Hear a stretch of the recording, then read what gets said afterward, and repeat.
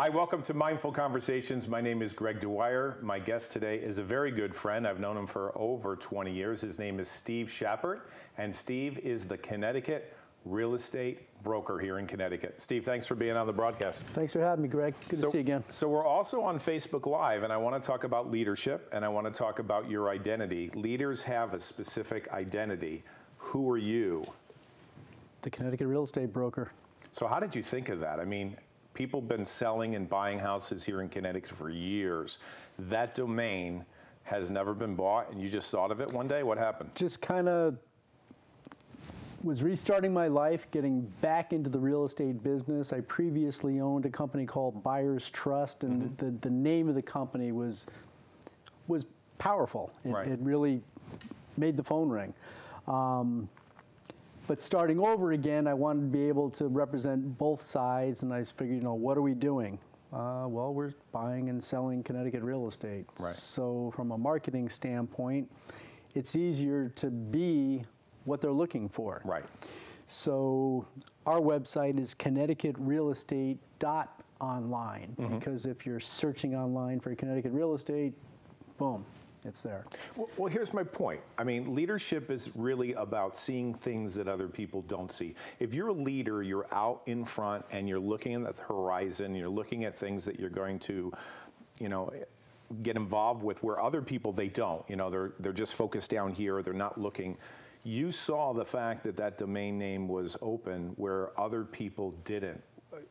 How? Why? I mean, did you have inspiration? More importantly than knowing the domain was available, I knew that the name was available. And when I registered the name, the director up at the state is on the phone, and she goes, "Are you Connecticut real estate? Really? You're telling nobody ever thought of this?" As a business name? As a business name. Nobody? I go, nope. Okay. She goes, "Congratulations." Exactly. You hit the jackpot. Now, leadership, I would have to say this, and I don't know if you agree with me, but leadership is not about pleasing everybody. When you're a leader, you're going to have people that like you and people that don't like you. Have you gotten any kickback just from, you know, Connecticut people, specifically people that are in real estate, that say, wow, I wish I thought of that? Yeah, I've had plenty of people say, I wish I thought of that. Again, it started with the director of real estate in Connecticut. So it was a good feeling. Right. But it still takes time, you know, like Google wants to see that you've been around for 3 years. Sure. So it's kind of like this slow, steady uptick. We're going into our second year now in terms of the website, 1 year with the business. But it's really starting, the traffic is starting to really kick up, because we've got the, you know, Google business pages, and we have 169 Facebook pages. Okay.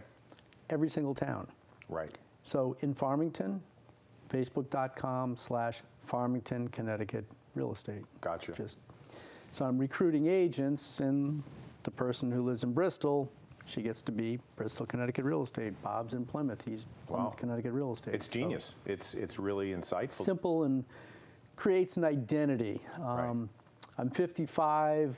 I'm looking toward retirement and thinking, okay, well, if I'm starting a new business, I don't have time to make myself famous. Why don't I just make the company famous? Right. And it's a whole lot easier to make the company famous if you're what they're looking for. I don't have to technically brand myself. I'm already branded. Right. I'm already what people are typing into websites. And you also have the ability to walk away. It's not like you're tied to this.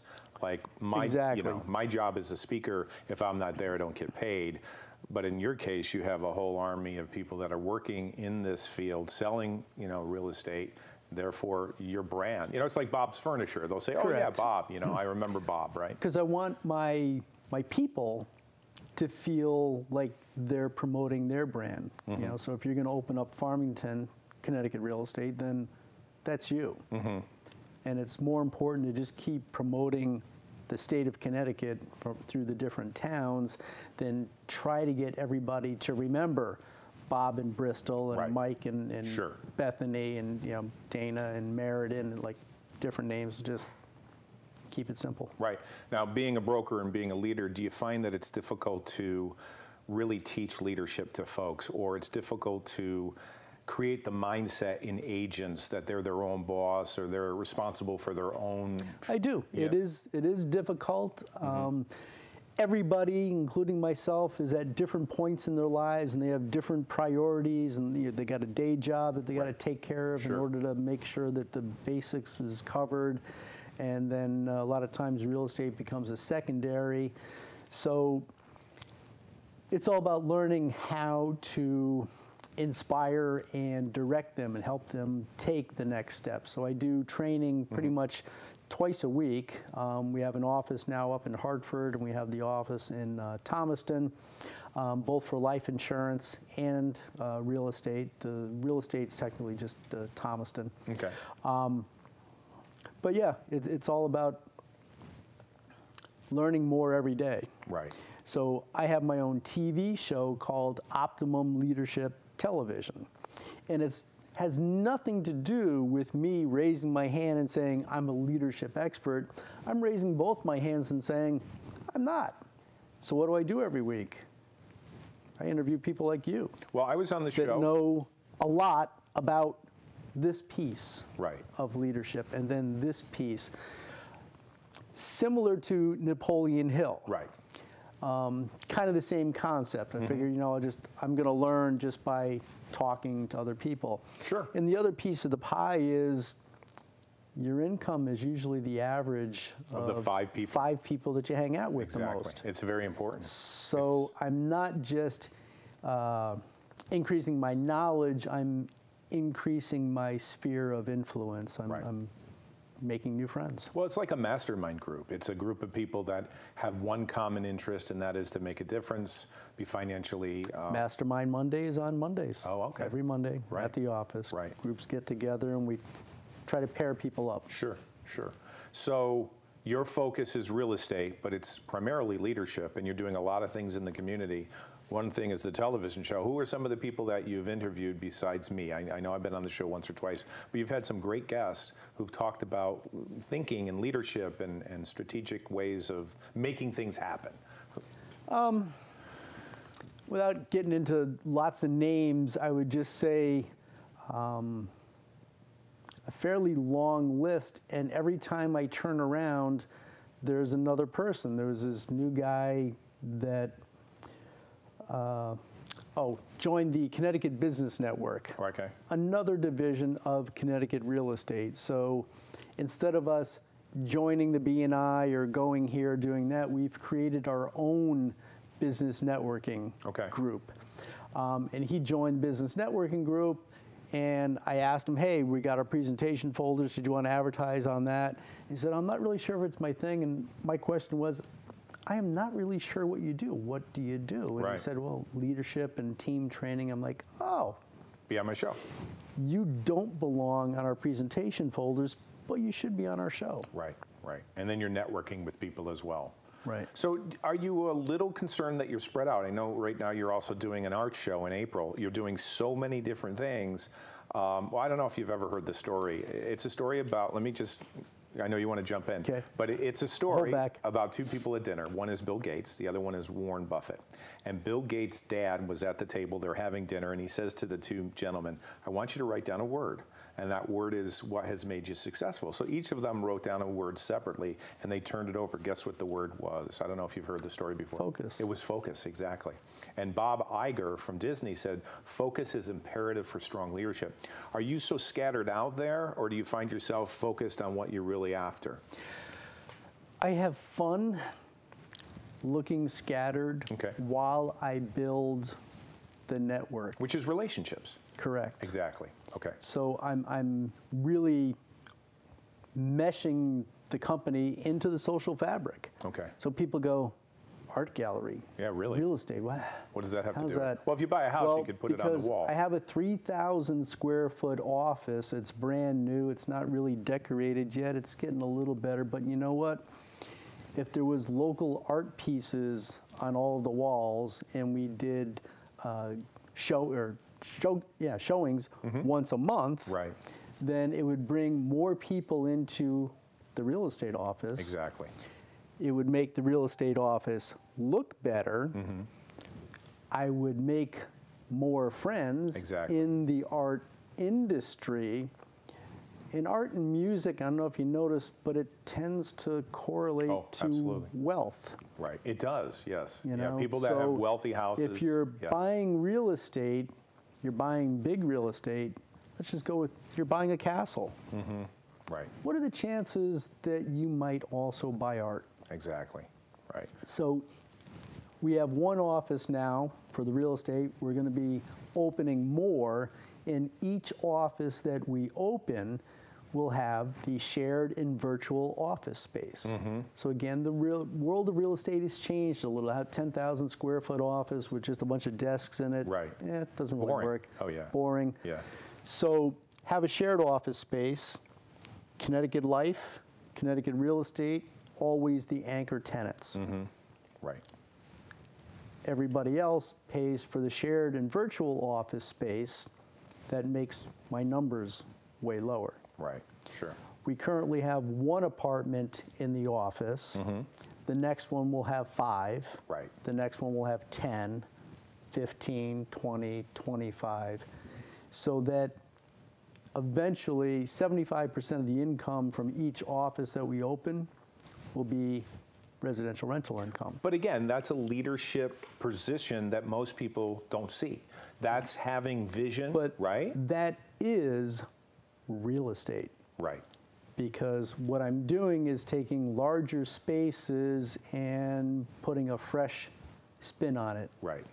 You know, taking a cafe with shared office space and residential and put them all in the same building, it's virtually undone and unknown. Well, so you're a numbers guy. You have a mind for numbers. You've been doing this for years. But there's also the creativity, you know, left brain, right brain. You're talking a little bit about both, really, right? So how do you come to that? I come to that by spending the day on the computer, looking at spreadsheets, playing with spreadsheets, and at the end of the day, I turn the music up really, really loud. Okay. And then I open up a bottle of red wine. Okay. So these are your secrets. And I throw a canvas or something down on the floor or the table, and I just take out the paint and I start making a mess. Okay, so you're lost in time. Yeah. You're lost in time. And so do ideas come to you when you're lost in time and Absolutely. You're inspired? And they come to everybody. Right. If you listen. Everybody needs to get lost in time more. Right. And we do a ton of networking events, and they're all networking and sharing, so it's kind of the same old, same old. So you're still into that same thing. Right. Tomorrow night, we're actually doing line dancing in Watertown. Oh. Just a little different, Yeah, opens it up. Right. But we're going to start doing a lot of getting out to nature things. My younger brother is an avid kayak fanatic and tour guide. Mm-hmm. So want to do a lot of hiking trips, and even Mark takes 15 new people that have never kayaked almost every weekend and throws them in the water and says, here's how you do an Eskimo roll. It's like team building, right? Team building? That's my spin on it. Yeah. His spin is, I'm having fun. My spin is, while he's having fun, let's see if we can, you know, recruit more people and get more people to have exposure to the business. And most importantly, in an environment where they're no longer thinking about work. Right.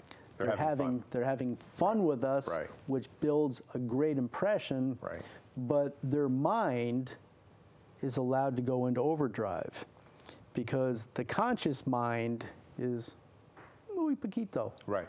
You know? Yeah. The subconscious is pretty much responsible for anything creative you've ever done in your life. Absolutely. Like every thought that you've ever had came from the subconscious. Right. But there's an on-off switch. If you keep the conscious going, if you just sit in front of the computer and you just keep thinking, I must work harder, You'll burn out. You'll burn out. You burn out, and the ideas don't come to you. Exactly. So. Right. Well, we have a couple friends. One person was saying to me the other day that when you build relationships, that's when business happens. And we have another friend, and he says you want to give, not to get, just simply give. So talk a little bit about those two things as far as leadership, just this idea of being open and giving. Makes a big difference, makes a big impact on your communications. Okay. So one of the people that you're talking about is Bernie. Right, our friend Bernie. So Bernie does send out cards. And I think the first time I met him, he sent me a brownie. And I was like, huh, because I knew this guy, stumbled across him, I think, on LinkedIn. Okay. Noticed he lived in Naugatuck. Right. And within the week, we were like friends on Facebook. I'm like, oh, I'm in Thomaston, you're in Naugatuck, why don't we stop at the bar? And so we did. And his wife's painting studio was upstairs. So it kind of just spun. But he's been, I'm a marketing guy. Right. For years I've been, it's all about attention, interest, desire, action, write the ad, throw the ad, how far can you get it out there so that people call. Right. Does that work today? It does. It does, okay. It's a piece of the puzzle. All right. But if you really want to make an impact on somebody, say something nice. Right. Be sincere. And be sincere. And have you learned how to fake don't that? ask. You know what Tony Robbins says? He says if you can fake sincerity, you've won. Have you ever heard him say that? I have not. Oh, yeah. I've heard you say it. Oh, I'm quoting him. I'm familiar with you. Yeah. So talk a little bit more about just being authentic and being a leader as far as character, because I think people know if you really are sincere and whether you have their best interests in mind. Had a painting business for a long time, and I spent $4,500 a month on newspaper advertising. Wow. Back in the 90s, early 90s. What's a newspaper? Exactly. But back in the day, it was the only thing going. Right. You know? So right. you would, but I learned to do little classified ads, and I would learn which headline works. So I run this ad and that one, and It's split testing, right? Is that what they call it? Exactly. Yeah. You do like 5 this week, and you split them, and you figure out which one works, and then you turn it into a slightly larger display ad. Right. And then you do it, 5 times a week, and it's repetition, and then you sell a little bit more, and then you do quarter-page ads, and then I'm pretty sure I was like one of the only painters ever that would do full-page color ads on the front page of the local newspaper. Was this in Arizona or here? Both. Okay, all right. Arizona and then Connecticut. Now on Facebook. But I was able to spend $4,500 a month because I knew, because I had been tracking it, that it would bring in $70,000 by the end of the month. So you would do that every day. Now, when it comes to Facebook ads, you're not spending money. You have organic, right? It's a whole new world, and I've done both. I've spent money, and I've done organic, and I have to say the organic is like 10 times stronger. So people who just put in their credit card, figure out the zip code, and send it out, they're not always going to get the results unless you can get the organic. You know what? I've got a beautiful listing in Harwinton. It's 25 acres. It's got 4 buildings on it, and I'm like, Manhattan. This is just Shangri-La. So you figure it? So you go in. You put in Manhattan, you pay for the thing, and I get people from South America and Malaysia. I'm like, well, maybe they have a house in Manhattan. No? No, you really don't think I. Okay. I'm. You're throwing your money away. I'm spending money on robots that okay. that go through Facebook. I'm very disappointed. Okay. So how are you getting a following? Like, this is Facebook Live. People are watching now. And I'm sure people are going to be following this after, like, a watch party. How are you doing this? Constantly, consistently, and simply. Oh. Said it last week. Okay. And I'm saying it again. Okay. Well, at least you're consistent. That's the entire point. Okay. In real estate, you can't run an ad for 2 weeks and then stop. Right.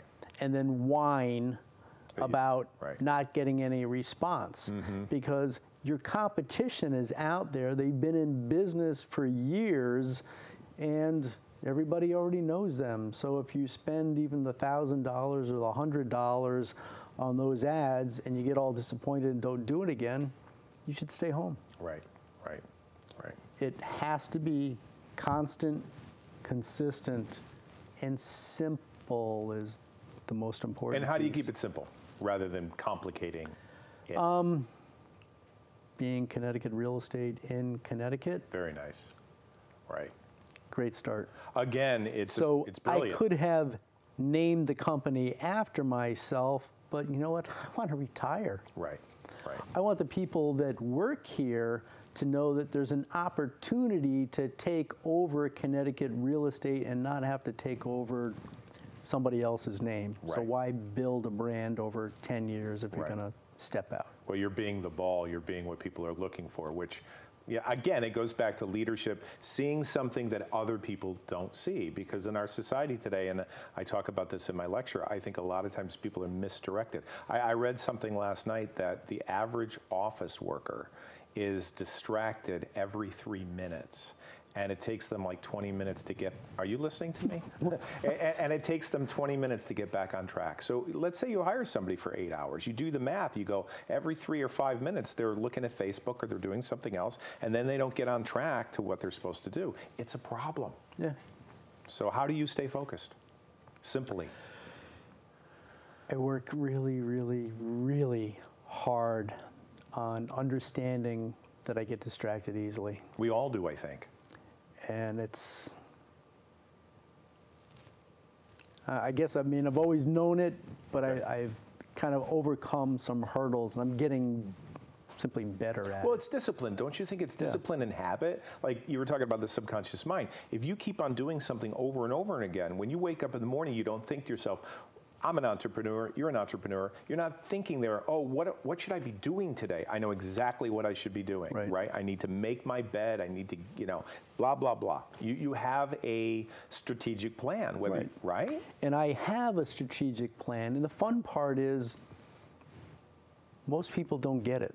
Why? And I'm okay with that because I was building it. I wasn't ready for people to understand it all a year ago. Yeah, but people when don't. I started. That's my point. People will not understand that, right? They won't see it, especially if they're middle management or below. They're like, what are you talking about, right? Until you get it up and you're running and you've got the Connecticut Business Network and people go, oh, he's a network? No, he's a realtor? Or he's an artist. You're an artist. Yeah. Well, you're not a starving artist. That's good. No. No. But the networking brings in a constant flow of new people and new relationships. The art gallery gives our space more pizzazz. It gives us a more elevated profile in the area. And it helps us kind of infuse ourselves into the social fabric. It's doing things that are perceived, like the art gallery is perceived as, ooh, you know, it's art, it's nonprofit. It's not nonprofit. The Connecticut Art Gallery is a division of Connecticut Real Estate, period. Sure. I'm not going to sit here and go, oh, it's a 401 or, you know, 501c3. Sure. No, it is a part of Connecticut Real Estate. We are taking the money that we earn and we're helping local artists exhibit their art. In return, our space looks better. Exactly. Yeah, it's like I say, it's a genius thing. We have art gallery showings, constant people walking into a real estate office. It's wonderful. So it's little pieces that a year ago it was, well, Steve is going in this direction, this direction, this direction, this direction. It's because I know there's many different marketing channels that go into the success. So it's about bringing it right down. And I have to tell you, we're out of time. So how do people get a hold of you real quick? Cell phone is the easiest, 203-994-3950. But the whole pitch was if you're searching for real estate in Connecticut, go to ConnecticutRealEstate.online. Excellent. Thanks, Steve. I really appreciate your friendship. Thank you for being on the show. Hope we gave you something to think about. Yeah.